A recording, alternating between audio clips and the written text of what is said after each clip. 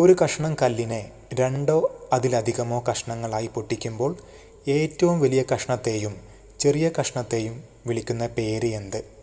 വലിയ കഷണം മാതൃശില, ചെറിയ കഷണം കൽച്ചീളുകൾ. മാതൃശില കൊണ്ട് നിർമ്മിക്കുന്ന ഉപകരണങ്ങളാണ് മാതൃശില ഉപകരണങ്ങൾ. കൽച്ചീളുകൾ കൊണ്ട് നിർമ്മിക്കുന്ന ഉപകരണങ്ങളാണ് കൽച്ചീളുപകരണങ്ങൾ.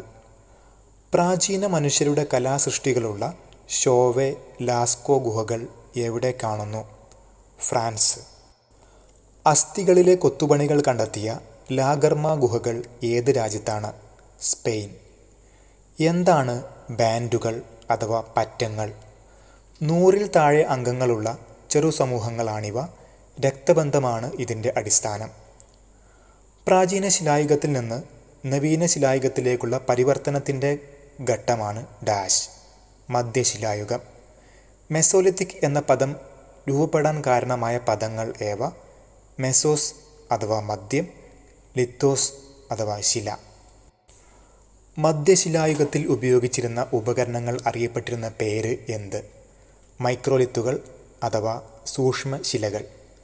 ആദിമ മനുഷ്യൻ്റെ ജീവിത രീതികൾ മനസ്സിലാക്കാൻ സഹായിക്കുന്ന മധ്യപ്രദേശിലെ ഗുഹാകേന്ദ്രങ്ങൾ ഏതെല്ലാം? ഭിംബേട്ക, ലക്ജാവൂർ, കഥോട്ടിയ. ഇംഗ്ലണ്ടിലെ മധ്യശിലായുഗ കേന്ദ്രം ഏത്? സ്റ്റാർക്കാർ. ശ്രീലങ്കയിലെ മധ്യശിലായുഗ കേന്ദ്രം ഏത്? ഫാഹിയാൻ ഗുഹ. ഇന്ത്യയിലെ മധ്യശിലായുഗ കേന്ദ്രം ഏത്? സരൈൻഹറായ്, ഉത്തർപ്രദേശ്. ജൈവ അവശിഷ്ടങ്ങളുടെ സാന്നിധ്യം പ്രധാന സവിശേഷതയായ യൂറോപ്പിലെ മധ്യശിലായുഗ കേന്ദ്രം ഏത്? സ്റ്റാർക്കാർ. മനുഷ്യജീവിതത്തിൽ സമൂലമായ മാറ്റത്തിന് തുടക്കം കുറിച്ച കാലഘട്ടമാണ് നവീന ശിലായുഗം. നവീന ശിലായുഗം എന്ന പദം രൂപം കൊണ്ടത് എങ്ങനെ? നിയോസ് അഥവാ നവീനം, ലിത്തോസ് അഥവാ ശില. മാൻ മേക്സ് ഹിംസെൽഫ് എന്നത് ആരുടെ കൃതിയാണ്? Gordon child. കൃഷി ആരംഭിച്ചു എന്ന് കരുതപ്പെടുന്ന ചന്ദ്രക്കലയുടെ ആകൃതിയിലുള്ള പ്രദേശത്തെ പുരാവസ്തു ഗവേഷകർ വിളിച്ച പേര് ഫെർട്ടൈൽ ക്രസൻറ്റ് അഥവാ ഫലഭൂയിഷ്ഠമായ ചന്ദ്രക്കല.